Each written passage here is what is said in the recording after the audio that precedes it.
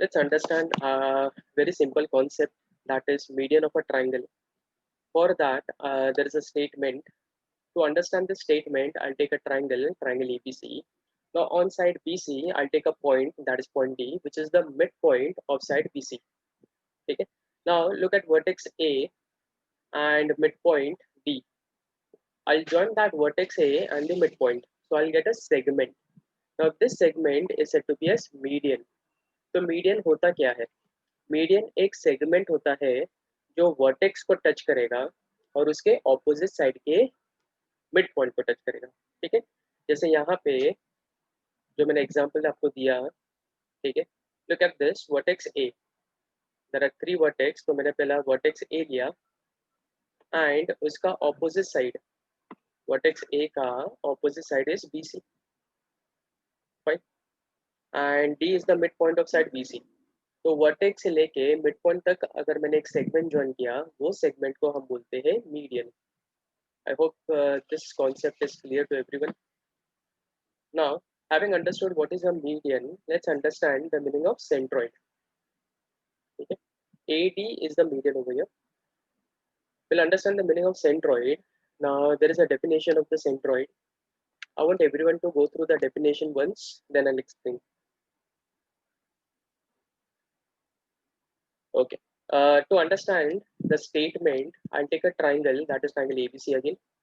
Now on side BC, I'll take point M, which is the midpoint of side BC. Now look at vertex A.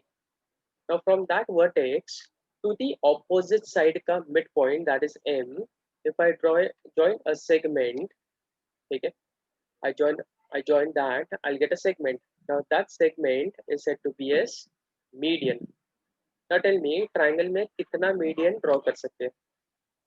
Yes, हम 3 median draw कर सकते हैं because there are 3 vertex. ठीक है? Now look at side AC. वो side पे I'll take midpoint, that is point N. Again it is midpoint of side AC. उसका opposite vertex, that is point B. वहाँ से I'll draw a line. Now this line, if it is joining, it is called as the segment and it is the median. Now on side AB, I'll take midpoint, that is point L. और उसके opposite side से if I draw a segment from point C, again I'll get a median. Now if you see, all the 3 medians are intersecting at one point. That point is said to be a centroid. अभी हम definition read करेंगे तो हमें समझ में आएगा. The point of concurrence. Concurrence का मतलब होता है intersection of the medians of a triangle is called as the centroid. ठीक है? Now centroid is always denoted by letter G, compulsory. Now centroid का एक property है. The property says that centroid divides each median in the ratio 2:1. Centroid हर एक median को divide करता है. Just an example, look at median AM. ठीक है, that point G is dividing AM into 2 parts. Yes or no? Yes. Now which 2 parts it is dividing into? Yes, AG and GM. ठीक है, तो वो ratio में divide करता है. So AG will be 2 parts and GM will be 1 part. ठीक है, and if I say total कितना parts है, AM total कितना parts रहेगा? When I say total, मतलब आपको add करना है 2 plus 1, which is 3. So AM will be 3 parts. Now let's look at the diagram over there. Suppose if I take the ratio as AG upon GM, so we know that AG is 2 parts, so I'll write 2, and GM is 1 part. Let's say मैंने ratio इस तरह से लिया, AG upon AM, तो AG is 2 parts, और AM के बारे में ना आपको बताया इसके पहले, AM is total करना है 2 plus 1, so total is nothing but 3 parts. ठीक है, and suppose if I take, let's say GM upon AM लिया, now GM is nothing but 1 part and AM, वापस से AM कितना रहेगा total? It will be 3 parts. ठीक है, now same way, suppose मैंने median लिया BN. Now how to identify कि कौन सा 2 parts रहेगा और कौन सा 1 part रहेगा? ठीक है, इसके लिए एक शॉर्टकट बताता हूँ आपको. नाउ सेंट्रोइड से लेके अगर आप वर्टेक्स की तरफ जाते हो तो it will always be two paths. जैसे यहाँ पे centroid is G and if you are going towards the vertex that is B, so it is always two paths. And centroid से अगर आप मिड पॉइंट की तरफ जाते हो then it is always one path. ठीक है, ये शॉर्टकट है. So I'll write BG upon GN, the ratio will be 2/1. Suppose if I take ratio BG upon BN, तो क्या होगा रेशियो? तो BG is 2 parts and BN total है, तो टोटल कितना पार्ट्स है? 3. Suppose if I take Gn upon Bn, so Gn is one part and Bn is how many parts? 3 parts. ठीक है? So this is very easy. अभी suppose last CL मैंने median लिया. Now you people tell me, मैंने अभी shortcut आपको दिखाया कि कौन सा 2 पार्ट रहेगा और कौन सा 1 पार्ट रहेगा. Tell me. Yes. सेंट्रोइड से अगर आप वर्टेक्स की तरफ जाते हो तो वो हमेशा 2 पार्ट्स रहेगा. सेंट्रोइड से अगर आप मिड पॉइंट की तरफ जाते हो तो वो हमेशा 1 पार्ट. तो चलो, now you people tell me, क्या रेशियो आप फॉर्म कर सकते हो? What will be the first ratio? Yes, CG upon GL will be 2/1. Tell me the second ratio फटाफट. Okay, CG upon CL, that would be 2/3. And tell me the third ratio. Yes, GL upon CL, that would be 1/3. Okay, very easy. Now let's see the sum based on this. Very easy sum, बहुत easy sum है. ठीक है, इसके ऊपर. Now let's start with the practice set 3.3, sum number 4. ये तो बहुत easy sum है. ठीक है, they are saying that diagram is already given in the textbook. They are saying that point G is the point of concurrence. Let's understand. वो लोग बोलते हैं point G is the point of concurrence of the medians of triangle PQR. Now तीनों median एक point पे intersect हो रहे हैं, तो पॉइंट G क्या बन जाएगा? बराबर, इट बिकम्स द सेंट्रोइड. ठीक है, तो हम लोग लिखेंगे, तो first of all we need to write this. हम लोग लिखेंगे in triangle PQR point G is the centroid. अब ये कैसे पता चला? ऑलरेडी गिवन में था. ठीक है, ये फर्स्ट हो गया. Now next what they are saying that GT का वैल्यू दिया है 2.5 units. they are saying that find the length of PG and PT. तो एक एक करके फाइंड करते हैं. ठीक है, अभी अभी आपको मैंने एक्सप्लेन किया. ठीक है, right now I have already explained centroid का. If you remember, I have already explain this. Centroid divides each median in the ratio 2:1. Now look at PT to be the median. Diagram में देखो, अगर हम लोग ने PT लिया median, now tell me कौन सा सेगमेंट 2 होगा और कौन सा सेगमेंट 1 पार्ट होगा? Yes, PG will be 2 parts and GT will be 1 part. So first they want us to find PG का value. Now we know that PG के साथ हम रेशियो लेंगे GT. Now the question arises, GT ही क्यों लेना है? क्योंकि उसका वैल्यू दिया है, as you can see given में उसका वैल्यू दिया है. Now we know that the ratio is nothing but 2/1, and the reason is centroid divides each median in the ratio 2:1. Now PG का कुछ वैल्यू है क्या? नहीं, that is what they want us to find. GT का value is 2.5 given में है, that is equals to 2/1. Now basic cross multiplication, PG is equals to 2 multiplied by 2.5 which comes to 5 units. चलो PG का actual value मिल गया. अब क्या चाहिए हमें? PT का वैल्यू चाहिए. I want everyone to observe the diagram. Now look at PT. If you observe, PT is divided into 2 parts, that is PG plus GT between this, that is equals to. Now already हमने PG का value find किया है, जरा देखो तो कितना है. Yes, 5 units plus GT का वैल्यू ऑलरेडी दिया है 2.5. Now what is 5 plus 2.5, which is nothing but 7.5 units. Units लिखना compulsory है उसका marks है, ठीक है. So very easy sum to understand. चलो next concept देखते हैं. The next concept is nothing but property of a median drawn on the hypotenuse of a right angle. So एक statement आएगा. Look at the statement. ठीक है. They are saying right angle triangle. So I'll take a triangle ABC. तो हम लिखेंगे in triangle ABC. Look at angle B. Measure of angle B is equals to 90 degree. ठीक है. अब आता है important part.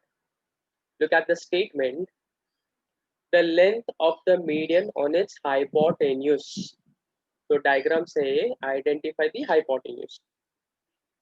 Yes, AC is the hypotenuse. अब इसके ऊपर मीडियन ड्रॉ करना है. दैट मीन्स हाइपोटेन्यूज पे एक मिड पॉइंट होना चाहिए. That is point D. ठीक है. नाउ AC का ऑपोजिट साइड देखो. AC का opposite vertex that is point B. तो पॉइंट बी से डी तक हम ज्वाइन करेंगे. तो बी डी क्या बन जाएगा? मीडियन. ठीक है. And that median is on the hypotenuse. अगर ऐसा हुआ कि मीडियन हाइपोटेन्यूज पे है तो क्या होगा? Then the length of the median, अगर हमें मीडियन का लेंथ चाहिए दैट इज बी डी, वो हमेशा हाफ रहेगा. It will be half. किसका हाफ रहेगा? Length of the hypotenuse. That means hypotenuse AC का जो भी लेंथ रहेगा उसका हाफ BD रहेगा. ठीक है. Now this is very easy. Let's understand the sum based on this. Take a very easy sum that we are going to do. Okay, let's start with this sum. Practice set 3.3 का sum number 3. बहुत easy sum है, बहुत मस्त है, मजा आएगा ये. So I'll take a triangle that is triangle PQR where one of the angle is 90. PQ का length दिया है 12 units. QR का length दिया है 5 units. और क्या बोला है देखो, QS is the median. मतलब point S is on hypotenuse. ठीक है. तो QS is the median. Find the length of QS. ठीक है. हमें क्या फाइंड करना है? Length of QS. Now I guess everyone knows this. We know that QS is the median on the hypotenuse. So QS will be half into PR. But do we have the length of PR? No. Now let's try to get the length of PR. सबसे easy है. Now if you see PR belongs to right angle triangle और सबको मालूम है if it is right angle triangle कौन सा theorem use करना है? Pythagoras theorem. ठीक है ना. लेकिन फॉर्मूला यूज नहीं करना है. सबसे पहले कंपलसरी आपको ट्राइंगल का नाम देना है. जो एंगल 90 डिग्री है आपको वो लिखना है. ठीक है. और ये 90 कैसे पता चला उसका रीजन लिखना है. That is given. This is the compulsory step that you have to write. उसके बाद हम फॉर्मूला यूज करेंगे. तो फॉर्मूला है hypotenuse square is equals to side 1 square plus side 2 square. And the reason is nothing but Pythagoras theorem. P Q का value दिया है 12. तो 12 स्क्वायर. क्यू आर का वैल्यू दिया है 5 square. 12 square 144, 5 square 25, PR square is equals to 169. Taking square root on both the side, तो PR आ जाएगा 13 units. चलो PR तो हमें मिल गया. Now we know that QS is the median on the hypotenuse. ठीक है. And now we can use this formula. QS is equals to half into PR. और इसका रीजन लिखना पड़ेगा. ठीक है. In a right angle triangle, ये पूरा रीजन लिखना पड़ेगा, कंपलसरी है. In a right angle triangle, मतलब ट्राइंगल राइट एंगल है. Median on the hypotenuse is always half of the hypotenuse. We have the length of PR हमने find किया 13. Half of 13 is nothing but 6.5 units. ठीक है. Very very very easy sum. Now let's एक और easy concept करते हैं. बहुत easy है, बहुत मजा आएगा इसमें भी. Let's understand angle bisector theorem. Now there are two parts that you need to understand for angle bisector. Part number 1. Now let's understand what the statement says. Okay, I'll highlight something. Look at this. Bisector of an angle. So I'll take an angle that is angle PQR. ये angle का bisector, तो Q से I'll take a bisector that is QS. So ray QS is the bisector, well it is dividing the angle into two equal parts. So that is what I have written. Ray QS is the bisector of angle PQR. ठीक है, आगे क्या बोलते हैं? Every point on the bisector of an angle, every point, let's say QS पे, ये bisector पे मैंने एक point लिया, that is point A. So we'll write point A is any point on bisector QS. ठीक है, कोई भी पॉइंट अगर बाइसेक्टर पे है तो क्या होगा? Then it is equidistant from the sides of the angle. अभी एंगल के दो साइड्स होते हैं, that is P Q and Q R. तो सबसे पहले पॉइंट ए से एक परपेंडिकुलर जाएगा, तो आई से A B is perpendicular to ray Q P, और दूसरे साइड पे भी एक परपेंडिकुलर ड्रॉप होगा, that is A C is perpendicular to ray Q R. ठीक है, and they are saying that point A is equidistant. Equi का मतलब होता है इक्वल, और डिस्टेंट का मतलब होता है distance from the sides of the angle. मतलब ए से लेके बी तक का डिस्टेंस एंड ए से लेके सी तक का distance would be equal. So A B will be equal to A C. इसको हम बोलते हैं एंगल बाइसेक्टर थ्योरम. अब ये हम तब यूज करेंगे, पार्ट वन तब यूज करेंगे जब बाइसेक्टर क्वेश्चन में दिया हो. ठीक है, इफ बाइसेक्टर इज गिवन तो हम ये कॉन्सेप्ट यूज करेंगे, दैट इज पार्ट वन. तो उसमें क्या होगा? उसमें ए बी और ए सी इक्वल हो जाएगा, मतलब वो पॉइंट ए से ये साइड एंड पॉइंट ए से ये साइड इक्वल डिस्टेंस पे रहेगा. ठीक है, this is what we can use. Okay, let's see part two. अभी part two is the converse of part one. थोड़ा देखो, बहुत इजी है. Now they are saying that any point equidistant from the sides of an angle. So I'll take an angle, again angle PQR. If I take point A, now if you see point A is in the interior of that angle. बराबर पे नहीं? आगे क्या बोलते हैं? वो लोग बोलते हैं point A is equidistant from sides of an angle.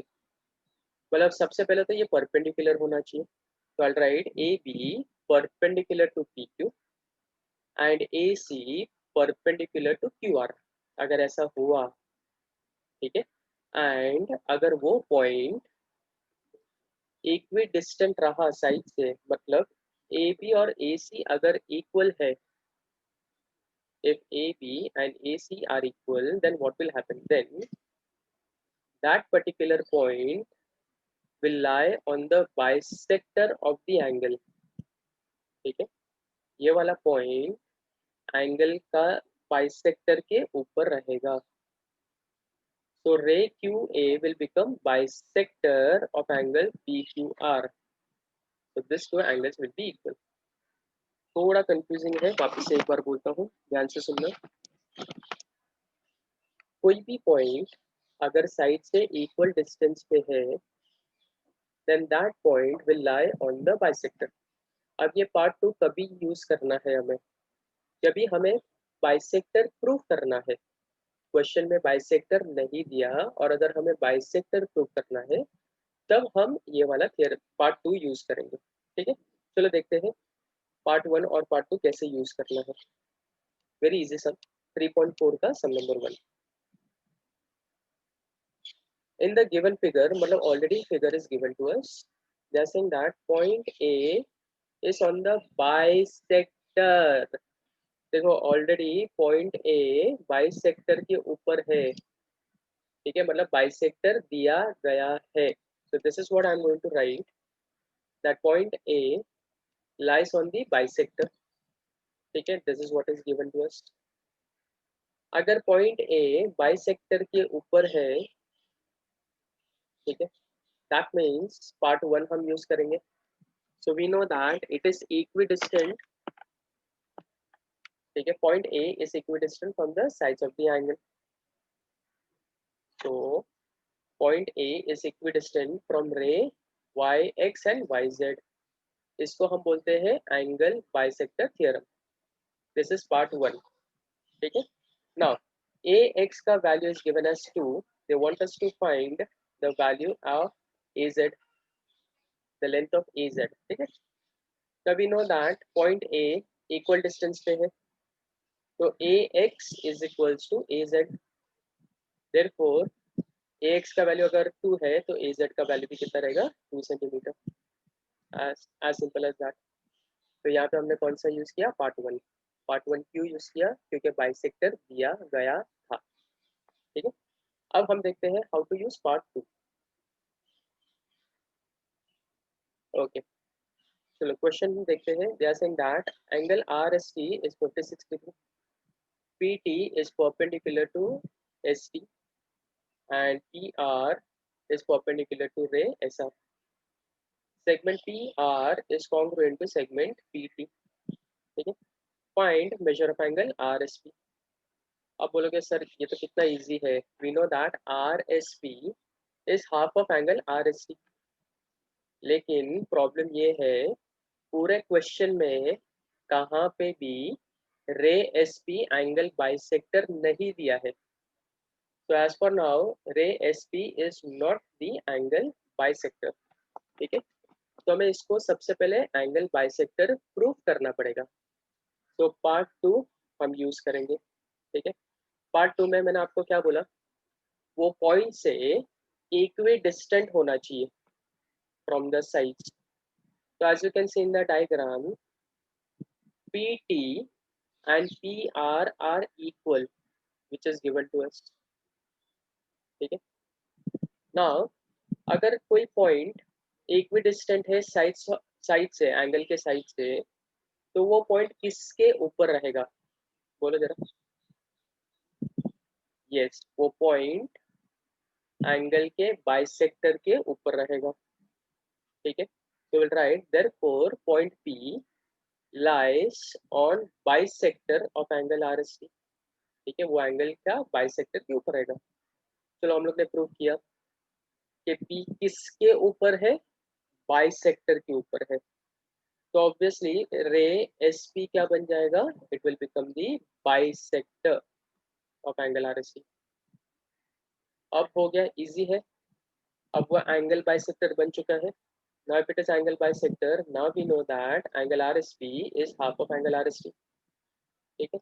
Therefore angle RSP is equals to half into RST का वैल्यू कितना है, 56 degree. So angle RSP is equals to 20 degree. Hence proof. I guess everyone understood this sum. ठीक है. Very very very easy sum. Now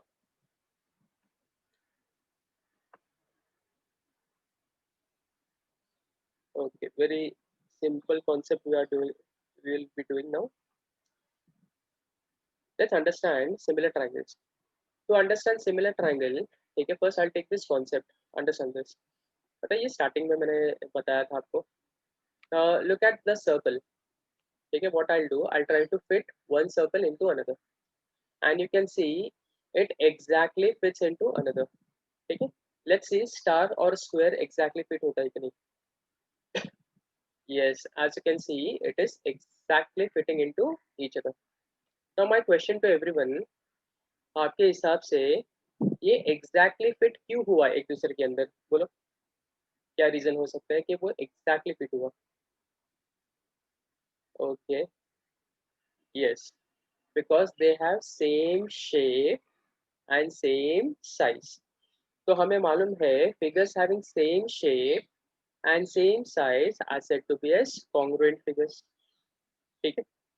So having understood what are congruent figures, let's understand the meaning of similar figures. For that, I'll take an example of a Taj Mahal. Now tell me how many of you have visited Taj Mahal? Actual Taj Mahal कितने लोग जाके आए हैं? Okay. Now जो लोग ताजमहल जाके आए हैं, ठीक है, you will see that it is so huge and it is so beautiful, right? And अगर आप ताजमहल के बाहर आओगे तो काफ़ी सारी शॉप्स है जो उसका मिनिएचर सेल करते हैं, छोटा ताजमहल। हम्म, इस तरह से कुछ रहता है। ना इफ यू सी, दोनों दोनों दोनों में डिफरेंस सिर्फ एक ही है, उनका साइज अलग अलग है। ठीक है, दोनों का शेप विल बी सेम, लेकिन दोनों का साइज अलग है। तो such figures are said to be similar objects. चलो एक और एग्जांपल लेते हैं। Look at the earth. ठीक है, we know that earth is so huge, और उसका replica is nothing but a globe, it is so small, देखो हाथ में आ जाता है। ठीक है, now again what you observe in this room, we observe that the shape remains the same but the size is different. ठीक है, चलो last of. now we'll see the aircraft, कितना बड़ा रहता है एयरक्राफ्ट। ठीक है, एयरप्लेन इज सो बिग, और उसका टॉय अगर हम लेके आए इस तरह से, so what do we observe again? चलो आप मुझे बोलो क्या ऑब्जर्व किया आपने, what is same and what is different? Yes, shape remains the same but the size is different. Such figures are said to be as similar figures. ठीक है, so figures having same shape but different size are said to be as similar objects. Now we are not going to study similarity of airplane or similarity of Taj Mahal. We are going to study similarity of a triangle. So I'll take a mobile phone और उसके अंदर एक triangle लेता हूँ, that is triangle ABC। Suppose मैंने आपको बोला कि मुझे ये ट्राइंगल बड़ा करके दो, तो पहला क्वेश्चन आप पूछोगे कि सर आपको कितना बड़ा चाहिए ट्राइंगल। आई से दैट एक काम करो, इसका डबल करके दो। तो आप लोग क्या करोगे, इसको जूम करोगे। कितना जूम करोगे इसको, 2 टाइम्स। ठीक है, तो अगर जूम किया देन यू कैन सी इसका डबल हो गया। Now just for our convenience I change the name of the bigger triangle as PRQ। Now, if you notice, दोनों triangle में shape remains the same, but the size is not same. Tell me, such figures are said to be as what type of figures? Yes, similar. So I'll say triangle ABC is similar to triangle PRQ. Henceforth, अब से लेके हम similar word use नहीं करेंगे, उसका symbol use करेंगे, and the symbol is wave. ठीक है, तो इसको कैसे read करेंगे? Triangle ABC is similar to triangle PRQ. Now, if triangles are similar, तो उसके angles पे effect होता है। Let's see angle पे क्या effect होगा। Suppose angle A मैंने 30 डिग्री लिया, let's say angle A मैंने 30 दिया, तो वो triangle में angle P कितना होना चाहिए? Yes, it has to be 30. So I can say that angle C is 60 degree, तो angle Q कितना रहेगा? 60 degree. And angle B, if it is 90, then angle R is also 90. So what do we observe about the angles? We can see that corresponding angles, मतलब matching angles are always congruent. ठीक है, तो suppose अभी sides देखते हैं।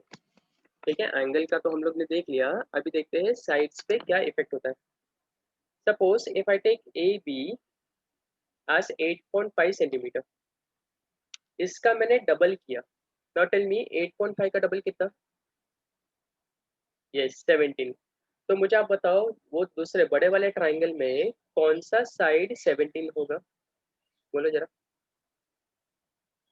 Yes, PR will be 17। इसके लिए इसको हम बोलते हैं मैचिंग साइड, और मैचिंग का अच्छा वर्ड होता है corresponding. So AB, side AB corresponds to side PR। Let's say side BC मैंने 5 सेंटीमीटर लिया, उसका double is nothing but 10। On that particular triangle, bigger triangle, which side will be 10?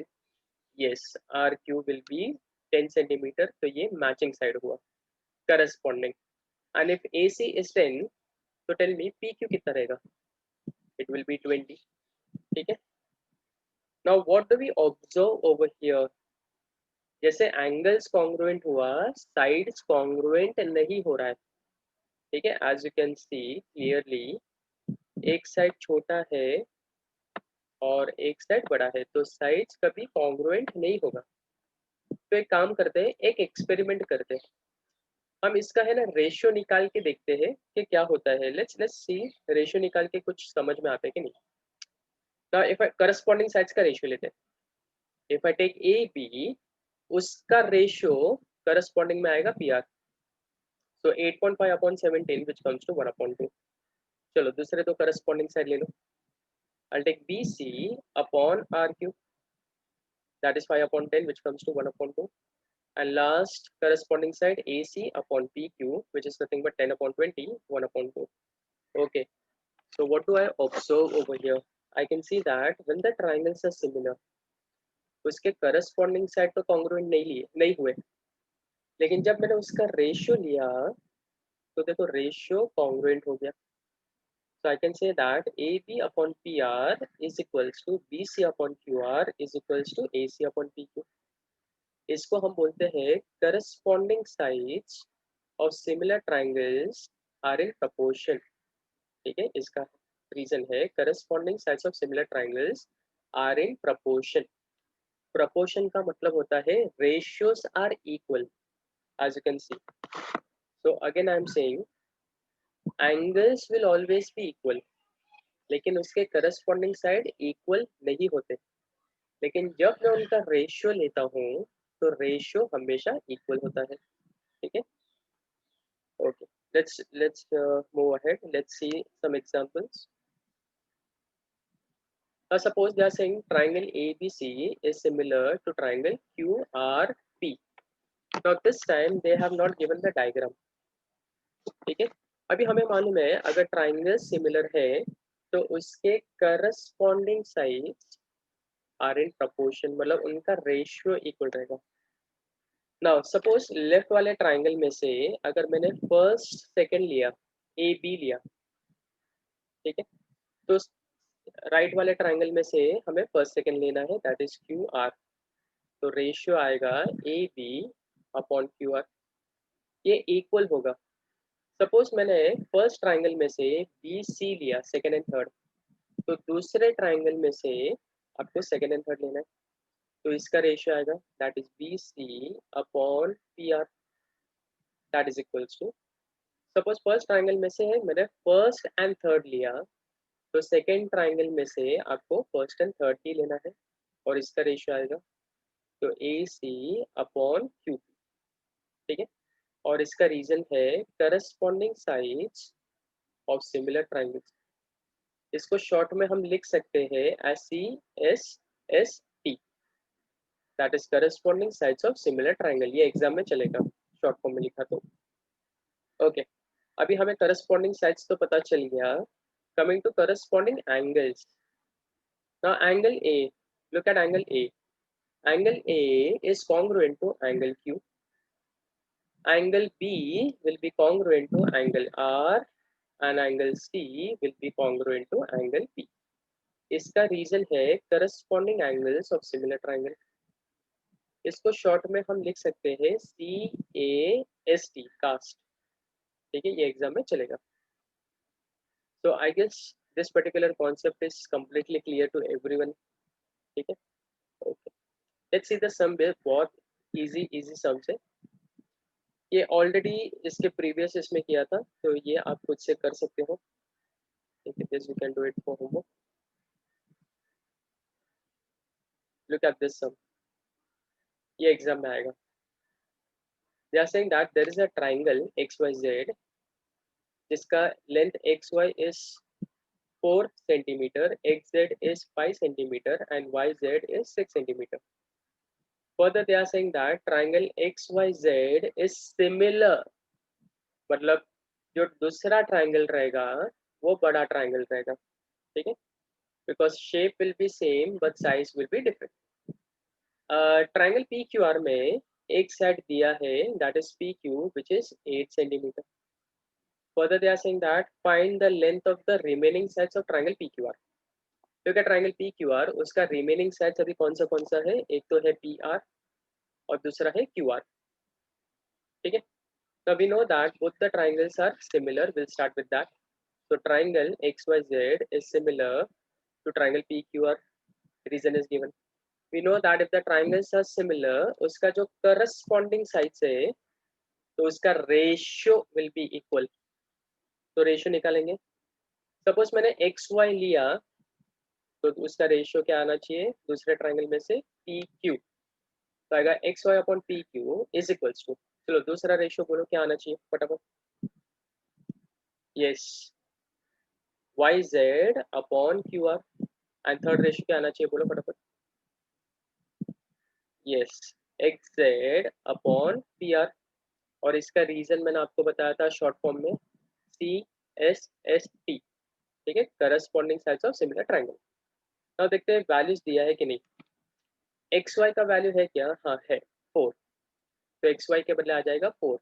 देखो जरा पी क्यू का कुछ value दिया है क्या, yes it is given that is 8। That is equals to Y Z का value is 6 centimetre, Q R तो find करना है, X Z is 5 centimetre and P R find करना है। ठीक है, अब क्या करेंगे, now see I take this two ratio, इसको मैं नीचे ले लूंगा ये दो रेशियो को। तो 4 upon 8 is equals to 6 upon Q R.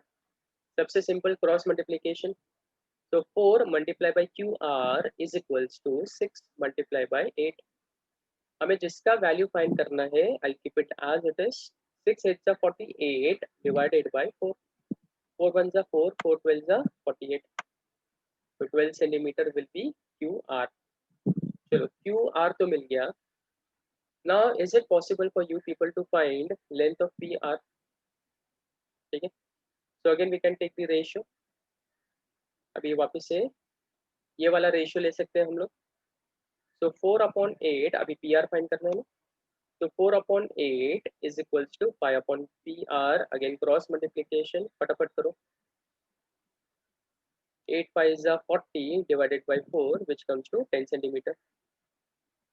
तो हमें दोनों का लेंथ मिल गया। ठीक है, so Q R is 12 and P R is 10 centimetre. आगे सबको समझ में आ गया रहेगा। तो last sum for the day, क्या इजी सम है, बहुत इजी सम है, मजा आएगा ये।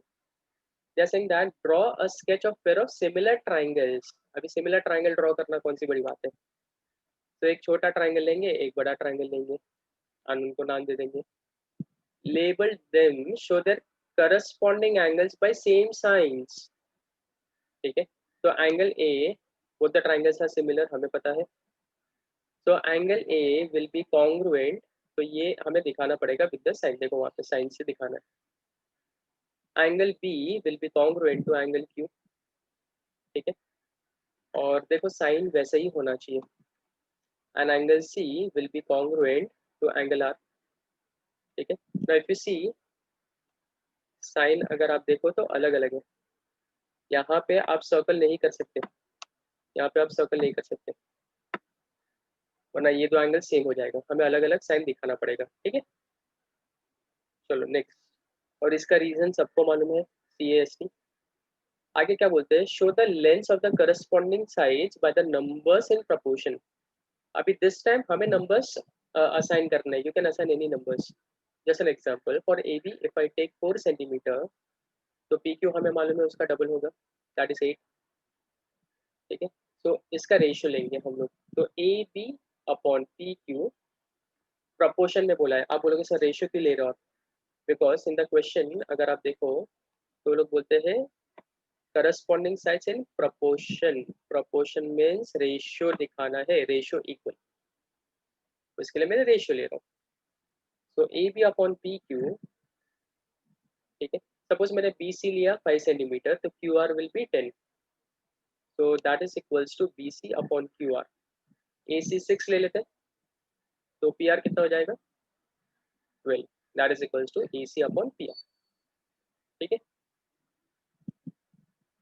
तो will stop over here and we'll continue in the next lecture. Hope everyone understood everything. Okay, so that's it. Bye everyone. Take care.